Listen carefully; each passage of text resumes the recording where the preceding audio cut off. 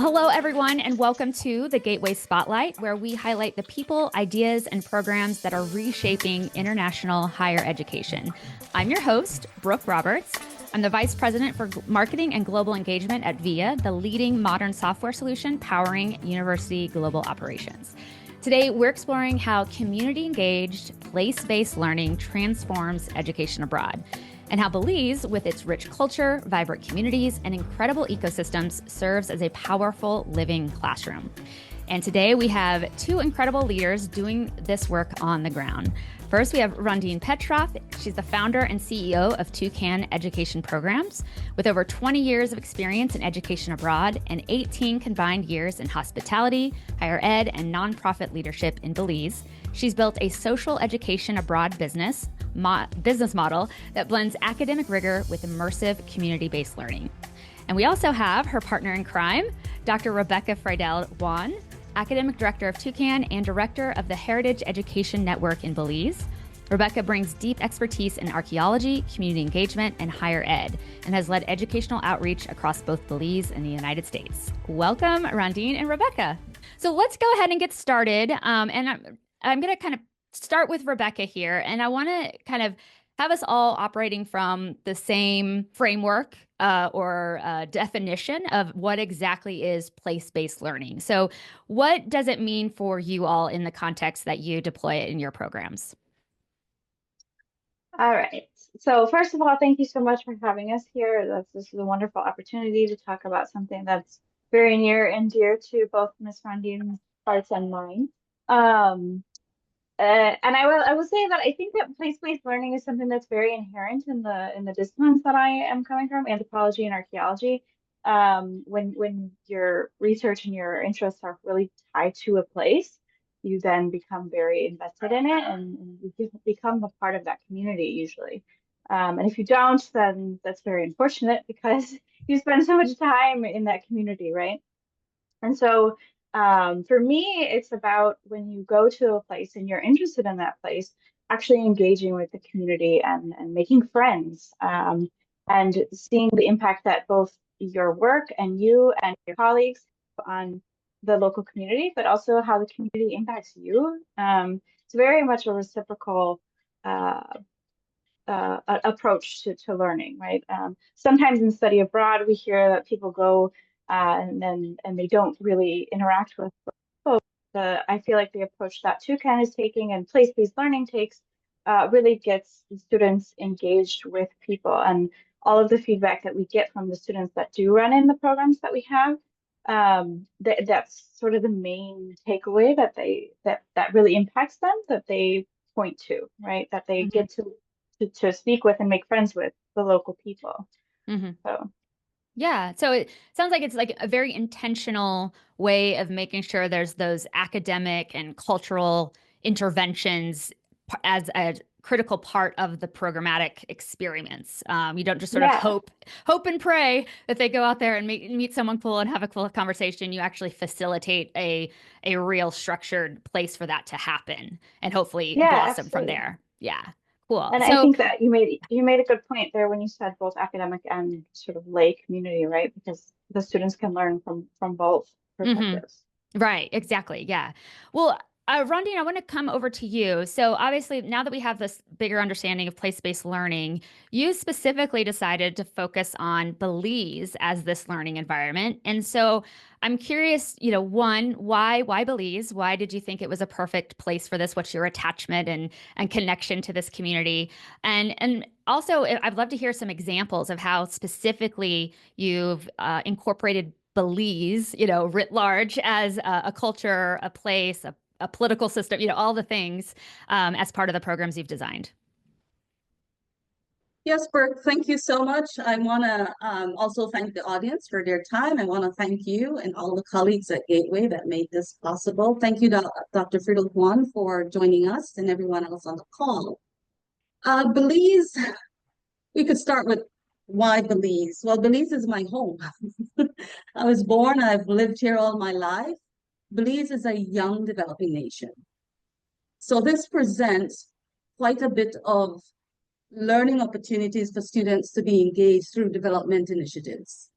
And so for us at Toucan, we want students to be engaged with the community because we believe the community brings so much opportunities for them to practice and see their academic disciplines from a real world perspective. So this is one reason why. We each have a purpose in life and we each have this desire in our hearts to do something for others. So for me, it was a purpose. I worked with students through both the University of Nicosia and Galen University, a private institution in Belize. And this is where I was introduced to the field of education abroad and international education. And being someone who've had all these different types of experiences, the question that became apparent to me is how do we connect all these fresh ideas that students can bring? How can we have them experience their major, their minors? And how can we allow that to connect with community focus and engage learning opportunities in the country? How are we able to map that experience so students are getting something important to them and the community partners are getting something important to them? Dr. Friedel Juan mentioned reciprocity. Well, that's at the center and the heart of what we do. We want this to be a reciprocal learning experience where students are learning from the community partners and our partners are learning from students. So it's that really wonderful exchange that can occur. And when you're able to do that, and when you're able to look at the opportunities in a community or in a particular place, then you're able to garner those opportunities. And what does that look like on the ground? So for example, if students are interested in natural resources and conservation. So our job is to look at inventory, well, what is available here that would be meaningful for the students? And that's why we start with that backwards curriculum design effect. Well, what are students wanting to get out of this? What are the learning opportunities? How are we going to assess this, that we know that they've learned? And then that helps us to intentionally design a program and an opportunity and helps us to determine who would make a really good partners. And quite often we do partnership from the conservation lens, partnership from maybe ecotourism lens, and then what will be the scaffolding support system that might be curating resources that will help them to get a broader understanding, that might be embedding guest lectures from experts who can share and broaden that. And then what will reflection look like in the evening? Make sure that there's time built in that students can rest, reflect, and you could have meaningful conversations. So that's pretty much how we approach that. Thank you so much. Yeah, that's great.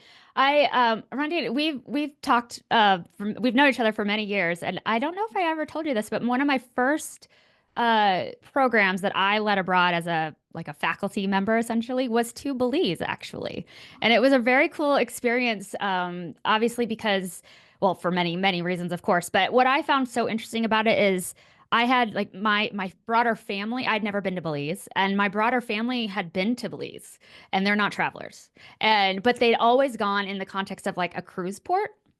And I always just found it interesting. So when I went and then like sort of exchanging, it was sort of a very like obvious example of how a very intentionally designed academic and cultural experience can be night and day from like a day cruise port experience, as I'm sure you are aware too. And I just found it so, sometimes I'm like, oh, students should just travel. Do we really do anything? Like questioning, having an existential crisis of like the work we do. And then doing things like that makes me go, yeah, we actually do something really powerful here because it's not going to just happen through osmosis or just by accident. We have to create these connections in a very intentional way. And yeah, so Belize has a very like nice place in my heart. We did homestays. It was great. But such a cool experience. So, Rebecca, I know in terms you work really closely with Rondine and all of your institutional partners to design probably a lot of faculty-led programs and things. I would love some more explicit examples of different things you've added to maybe some programs that are getting ready to happen this summer, where you've layered in a specific community organization that is sort of partnering with you to bring some cool intervention experience to the program. Can you share some of those examples that people could get an idea of what that looks like? Sure, yeah. That's great to learn that Belize was one of your first experiences for study abroad. I didn't realize that. But yeah, I've definitely been helping with trying to incorporate this sort of place-based learning in many ways to all of the programs that I lead. One more recent one, we did a service learning program, and the students were very interested in being able to engage with and speak with local community members about their own history.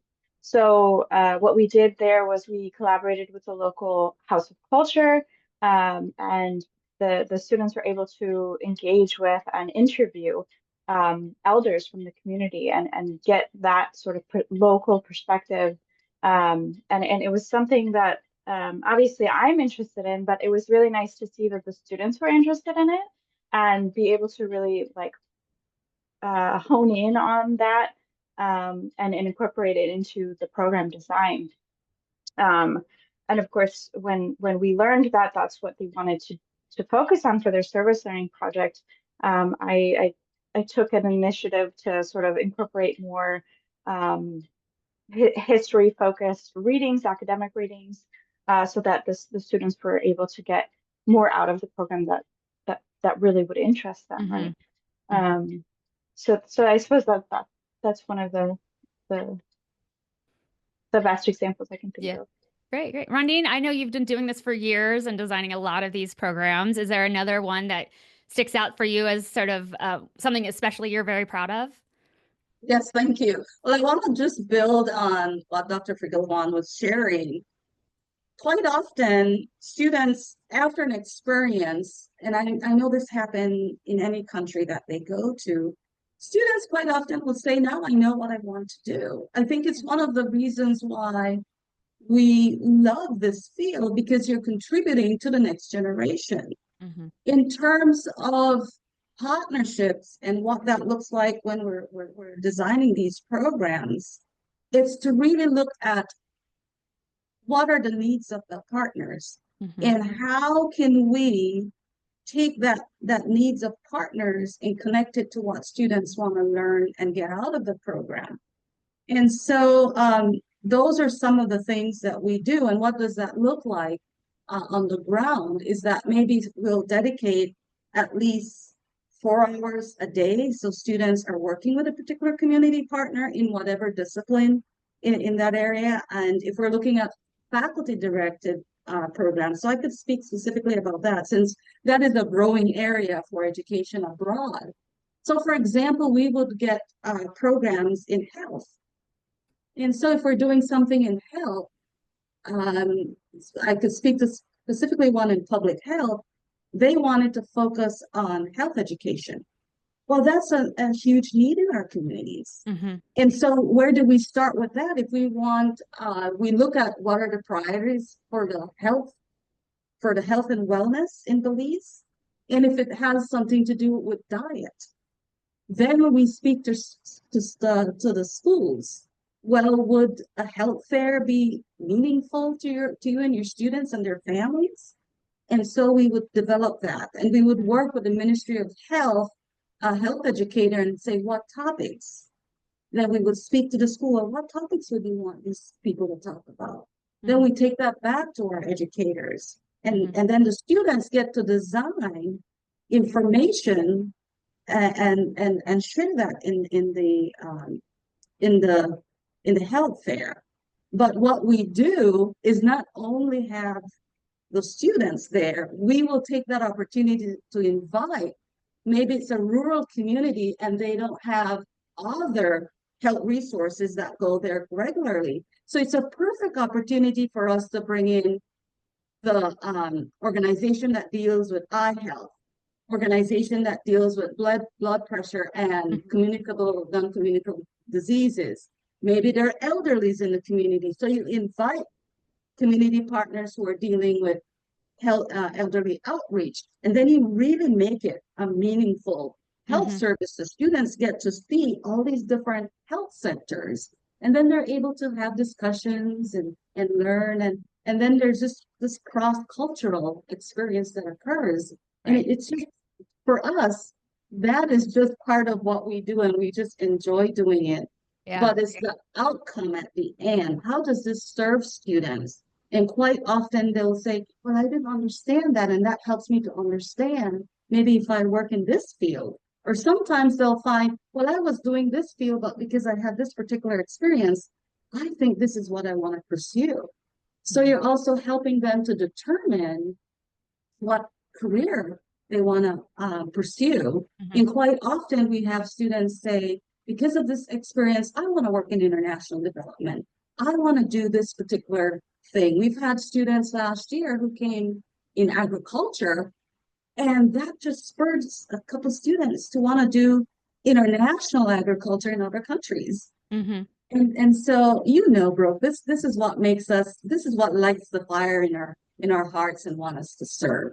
Yeah. So I hope that helps to answer the question. No, those are great examples. I love that. I think the other thing that kind of came to mind too is, especially from the student learning perspective of, also understanding that when you're talking about health, as a general thing, and then especially if students are providing any kind of assistance or ideas on health too, they also have to start thinking about it. But what do they have access to in Belize that's different from where they might have access where I'm from? Maybe they have more access to some like natural opportunities and remedies than maybe we even do where I live or something, and vice versa. So I think it's interesting.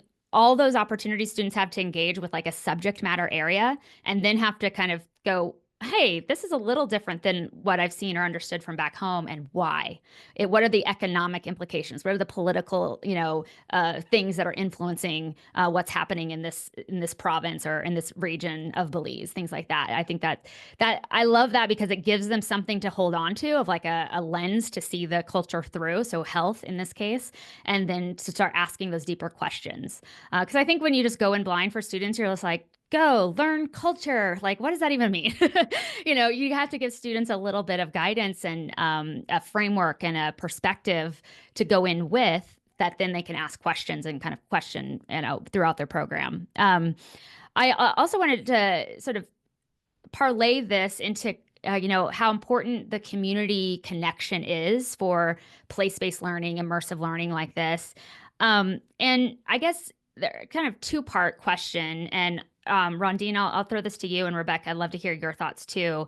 Is, how do you make sure that, like, for instance, in that health program, how do you make sure that it's designed with and not for the local community, that it is a collaboration and not a one-directional, hey, we think you need this, we have students who want this. It's sort of a very take kind of sentiment in some of these situations.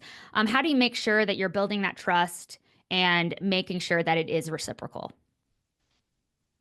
Excellent talking point here. For us, our community partners is central to the experiences that students are going to have. We're a small country by scale. Not only the scale of our population, the size of the country is very small. So you're going to meet people.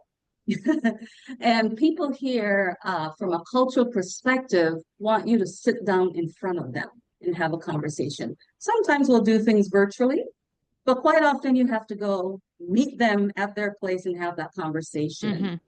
But it's to ask questions. What do you need? What would be valuable to you based on what these folks are bringing? And how can we make it sustainable? Because another thing is sustainability. So on our end, we're speaking to our institutional partners about sustainability, How do they see that? What does that look like from their perspective? But we're also speaking with our community partners about sustainability.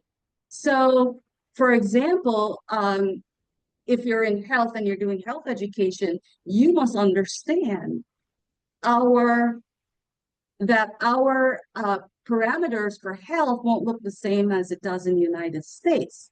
So, for example, the United States may have a pyramid, we have a basket. So it's our job and our duty of care to ensure that students understand what is in that basket and why it's important. And they're going to build whatever they're going to teach around the Belizean basket. And we'll have them do a scavenger hunt at the farmer's market so that they could actually find those ingredients and understand how is it prepared so that they can speak from an experience, but we make it fun. We want to make learning serious, but we also want to have opportunities where they're learning through fun. So we love the scavenger hunt model and having them go to the farmer's market and speak to a farmer. Well, find the ingredients and learn how do people prepare them so that when a child comes to your table, they're able to speak to them from an experience space. And now this allows them to learn. And how do we help build that capacity with our visiting students is also, you talked about natural remedies. That is huge for us. The rain, we're in our tropical environment. And most people will go to their backyards and get leaves and boil as tea before they go to a doctor. They'll go to a doctor only if it absolutely is necessary.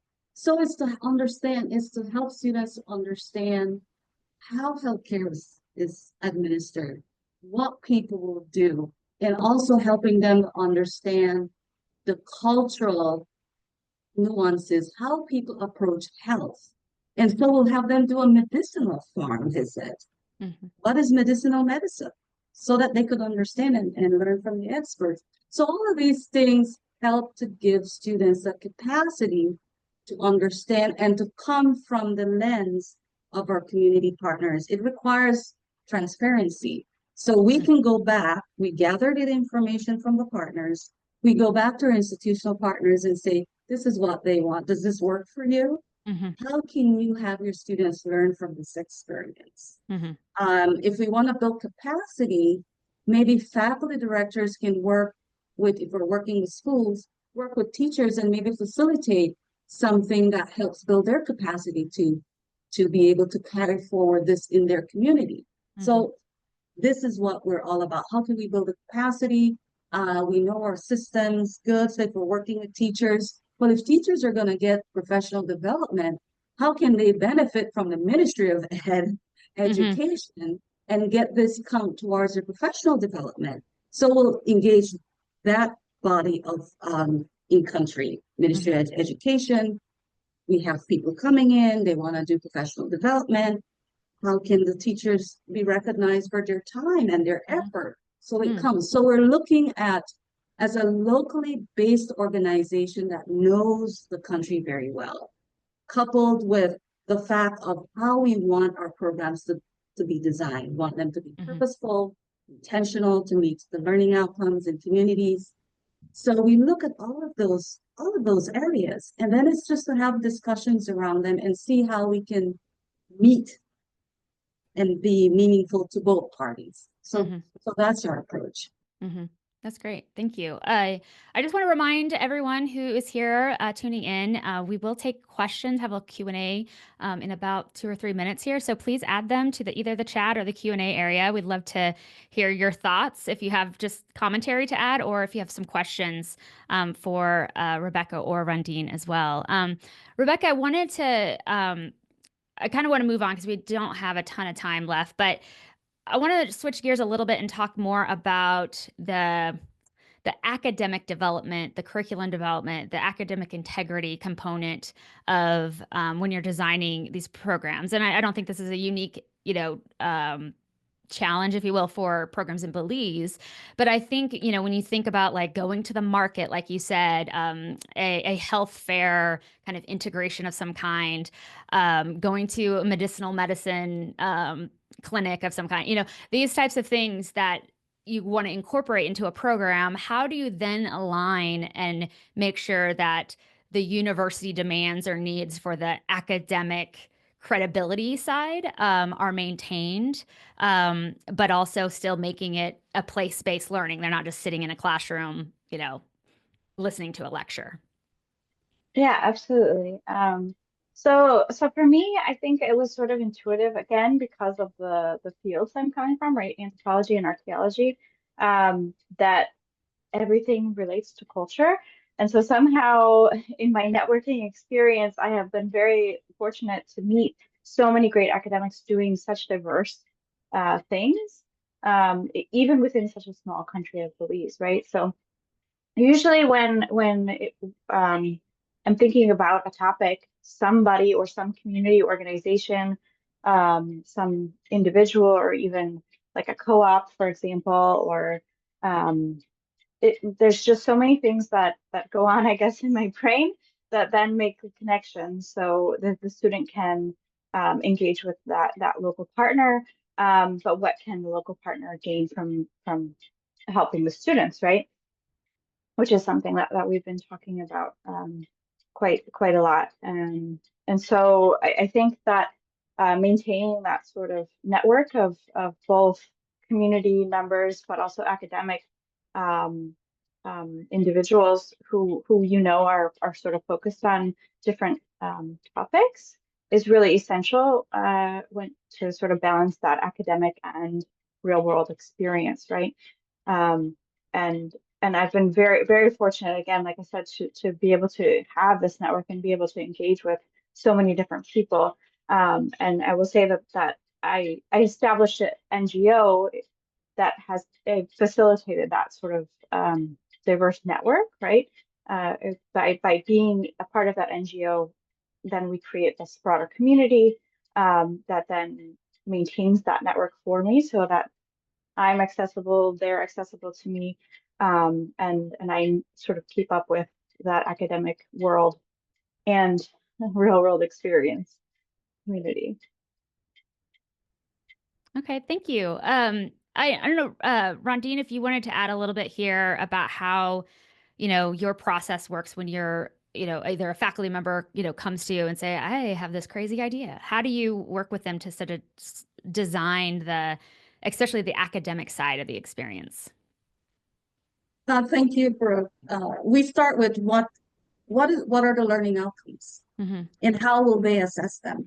Mm-hmm. The intake form that we share with faculty who are interested in directing a programs specifically ask those things. Is there specific experiences that they want to have? And then we look at when we're starting the design process, as I mentioned earlier, we inventory what is available, but not only from an experiential, because you're right, the academic piece is important. And so how do we, guest lecturers are all experts in their field. They may have a medical degree, they may have a PhD in their field. Like we work with Dr. Idalia Medskin, who is an economist, and she's lived and support over 100 countries, go from with their financial. So we have a host of academic people in our communities, and we make sure that through guest lectures that academic component from a local perspective is woven into the experience. Mm-hmm. We make sure that there's class time every day. So quite often, if it's a faculty-directed program, that there is class time so that the faculty is teaching the in-country component, they do have time. And part of that time might be, for example, if you're doing natural resources, there will be someone who's actually working in natural resources who will come and speak about natural resources and maybe a particular topic in natural resources. And what we try to do is whatever experience they've had in the daytime, maybe there's a lecture, but we also curate academic information that we share with faculty, Mm-hmm. so that they're also getting that local lens. The faculty will bring with them their own academic piece, but Mm-hmm. how do they gain that academic piece from the country perspective. So those are things we do. In terms of anything that has to do with coming to Belize, we also look to see if there is an in-country compliant requirement. We believe it's our job to make sure that programs are run in an ethical way, meeting the compliant requirements of the country. So we have a duty to the institution and the students to ensure that we've done our homework and that they know what they need to submit and those things. And when we work with vulnerable communities, we're able to prepare students that they may not work directly with them. We work with the Migration Center. Well, the people who run that won't actually have you sit in a meeting with someone who is leaving their country for maybe a political reason. Right. But you can learn by developing the slides and the presentation and actually going into a remote village to help migrants to know what their rights are.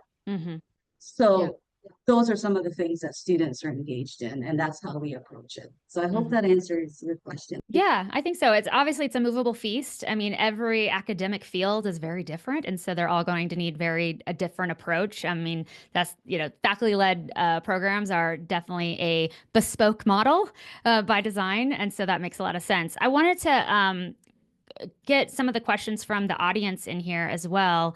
And I think somebody brings up a really good point. And Rondina, I'll continue with you here on this. Is they say, isn't all education abroad place-based learning? How is this different? How is it intentional? What would you say to that?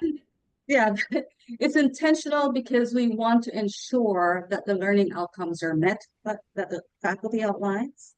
And if it's our own programs, because we run our own open enrollment programs, whatever those learning outcomes are, we want to make sure that they're met and that we're able to measure that students have learned. And so that's an important thing for us. It's also important that we're a mission-based organization. So our mission is to ensure that it's reciprocal. So how do we ensure it's reciprocal? So that will go into the design of the program. How is it reciprocal? And I want to share, because I think you're also interested in short-term and long-term impact. If students are addressing something in an immediate need, well, how does that benefit them long-term? Well, as a social enterprise, we do have a social and ecological arm. Our social arm will help students make a long-term impact in that we're able to offer high school scholarships. In Belize, one of the high school costs families money, and some families aren't able to pay. So when you work with Toucan in Belize, that's how you're making a long-term. That might be one way, but another way that you may make a long-term impact, and I'll just give an example of this. Our partners, we've built long-term relationships with them. So they know if they need something, well, let's check with Toucan to see if they can help us with that. And one thing might be that, okay, we need a website built. So if we can find a COIL program to do it, that's fine. But if that falls through, guess who will finish that? It's our duty to make sure we deliver it. So students may help a child go to school, and that child may be the first in generations to ever have a high school diploma, which really sets them up for success in life. We tend to usually primarily focus on empowering women and young girls. Reforestation. So for every student, we plant 2 seedlings in degraded area. We don't do it. We partner with a conservation organization that have expertise in this, that are managing huge national areas in our country. And so they do the work because that's not our area of expertise. So that's another thing for Toucan. If we're not if it's not an area of expertise, we look for the people on the ground who have the expertise, and then we partner with them because we can't do it all. We need our partners to support us, and we support them. So that speaks to short and long-term impact. Yeah, great. Thank you. Let's talk a little bit, and Rebecca, I want to give this over to you, and then we'll kind of start wrapping it up here. What kind of, with the students who have gone through your, well-designed programs, and obviously across a multitude of different academic areas of study, what kinds of changes have you seen from students, either in the very near term, but also maybe longitudinally too, that maybe you've seen where institutions may have reported back some results, if you will, outcomes. But what kind of changes and growth have you seen in students, but also in the communities that you've partnered with over time that haven't been just a one and done kind of engagement? Yeah. Okay. So I will say that we are lucky that we are able to do sort of this co-curriculum with most of our programs that allows the students to sort of reflect on their experience, and then in the end, I am able to see what they see they've gotten out of the programs.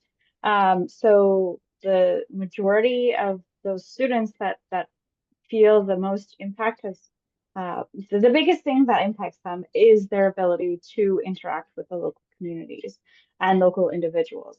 And I think that a lot of the things we spoke about today are really what the students end up focusing on when they're reflecting on the impact that the programs have had on them. Um, Things like that they feel like they're actually learning from each other, for example, and uh, uh, just their overall experiences being able to actually be a part of the community, right? Um, and I think that maybe Ms. Fundine can speak better to sort of the longer term changes that maybe we see in the students. Yeah, Rondine, do you want to add anything that you've seen over the years? In terms of the students that are visiting students in. Both. I mean, I'd love to hear, this the student. I know you mentioned before that a lot of students will kind of either solidify kind of a future career trajectory or change that trajectory because of what they've experienced.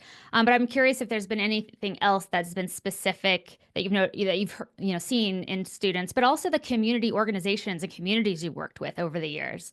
I don't know, what you've done years and years and years over time, but for instance, let's say the health program, for instance, and the health fair. I don't know how long that's been going on, but if it's been going on for a while, I imagine there's been some outcomes just on the community side as well.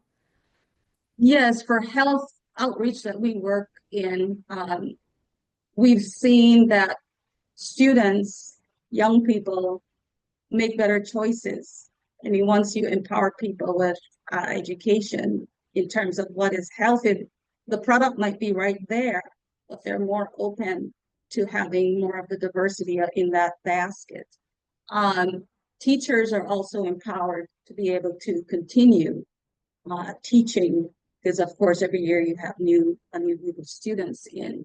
In terms of students growth, I recall a student saying to us that education abroad did not only influence that particular student who was studying abroad or traveling out of the United States for the first time, and we do get many students like that, but it was also, there was an influence on the family being comfortable leaving that state and also traveling within the United States. They may not have gotten to the point where they feel comfortable traveling overseas, but they were able, through seeing that he had overcome all of these challenges that he had in terms of studying abroad for the first time, they were influenced. And I thought that was so touching because there's so many research now that shares that when you're able to overcome and you're able to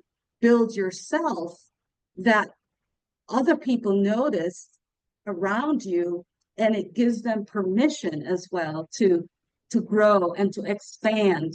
And so we think that that's another wonderful thing. And quite often students will go to their peers who are considering something for the first time and ask them, how did this serve you? And once they get a good response, then they're more open to considering it. We work with many students who have never left their state before and took that huge leap of coming overseas. And so these are some of the things that we see that on a longer term and in the community, we have a welcoming community. Belize is very welcoming. People are friendly and they enjoy talking to people and having people work with them. So, but for them, they want things to be intentional. They sometimes, the first thing they'll ask, because sometimes people feel like they've been used, right, from other negative experience. So one of the things we know we have to go in is to ensure that that's not going to happen. Having that conversation about how do you see this opportunity serving you now and in the longer run, and address those concerns, learning what those concerns are, how do they think this could be sustainable, and then be transparent with our institutional partners. Transparency, I think, is very important, and consultation. And then bringing the two together. Quite often we'll bring both groups together if they can't do a site visit virtually. Thank goodness for virtual connections. And then they can meet people and have that conversation, and they get to know each other before they arrive. So those are some of the things that we do. That's really cool. Well, we're at time here, but I wanted to talk more practicalities, kind of like brass tacks. You've got just a few seconds to tell everyone why Belize. Like, so somebody asked in the questions, why very few. Belize is not, a top-ranked destination for U.S. students studying abroad. I'm curious to why you think that is, but also why do you think Belize should be a top destination for study abroad? This would be a top destination for study abroad for students who want to experience their major or minor from a real world perspective. It's a developing country, it's small in scale, people are welcoming, and people are willing to work alongside students and educators to help solve their problem. They're open to collaborating, having a collaborative partnership. And because of this, it's a really wonderful opportunity and destination to consider. And because of our nature, our ecological, Belize have the largest barrier reef in the Western Hemisphere, second in the world next to the Great Barrier Reef of Australia. We were made up, one thing we have in common with the United States is that most people can trace their ancestry back to some type of migration event that occurred in the world elsewhere that brought people to Belize. And so many commonalities there with the United States. But because we're small by scale, you're able to have at least 2 to 3 different type of specific cultural experience. We're at the heart of the Maya Mundi culture.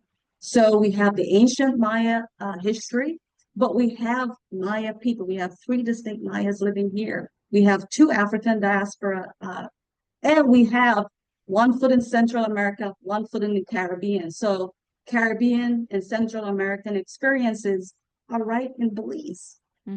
All of that, and it's small, so you could get them built in very easily. So I would say that's why Belize. Yeah. I know too, the program I led was also it was a partnership with our service learning office on campus. And one of the big things is because it was the University of South Dakota, most of our students had never left the state before. Going to the university was like a big jump.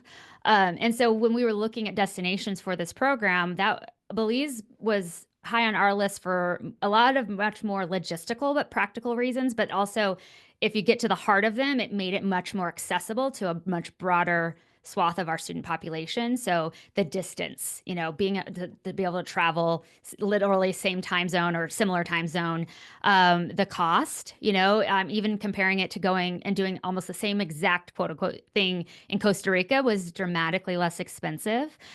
English being broadly spoken, so it just made it less intimidating, maybe for students who are, just think, oh, I can't speak Spanish, so why would I can't go? Those were some big ones. I know that for our students, that made it a more friendly, quote unquote, destination for them. It seemed less intimidating. And I think all the reasons you described too is like, well, there's a beach and there's the tropical, rainforest kind of environment. You're going to get to see some ancient sites and ancient history with it. I think it, like you said, just has so many different lenses and angles that you can get from Belize.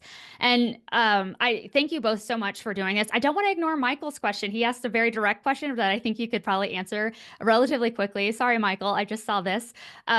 He asked, what size groups for faculty-led programs works best for community partners? When you're designing a program like this, can you bring 75 students into a community partner engagement? What's the ideal sort of size there? I believe the ideal size, if you want to work with one partner, would be about 12 students. And Okay. even that, we would have to be careful of which partner we choose. Mm-hmm. But we do know of programs that doesn't come through Toucan, but sometimes we support other programs. We know of programs that bring about 40, 50 students, but they have multiple partners. And so students are placed at different things, at different areas. But I think ideally between 12 and 25 students, you're able to get really rich experience. And then what we do is make sure that the partnerships, that people are spread out, because everything. Yeah, exactly. No, that's great. Thank you all so much. I obviously am slightly biased because I'm interviewing these lovely ladies, but also I've done this in Belize, and I can definitely say it's a great option if you're looking for a program partner and a place to go for faculty-led programs. I think it's a great option. We're going to wrap it up here. Thank you, everybody, for being here. I also want to remind everybody we've dropped links to LinkedIn profiles for both Rebecca, Rondine, myself. There's been links to different articles for more reading about the program design and models that this team has put together with partners over the years. Thank you again for dropping that. And so definitely go connect with everybody over on LinkedIn and check out those articles as well. And we'll make sure that all those are linked in the show notes as well. Please reach out to Rondine and Rebecca if you want to ask more in-depth questions, and specifically how they could work with you and your institution. And I hope you all have a great rest of your week. And I hope we'll see many of you at NAFSA. So thank you all. Bye. Thank you. Thank you.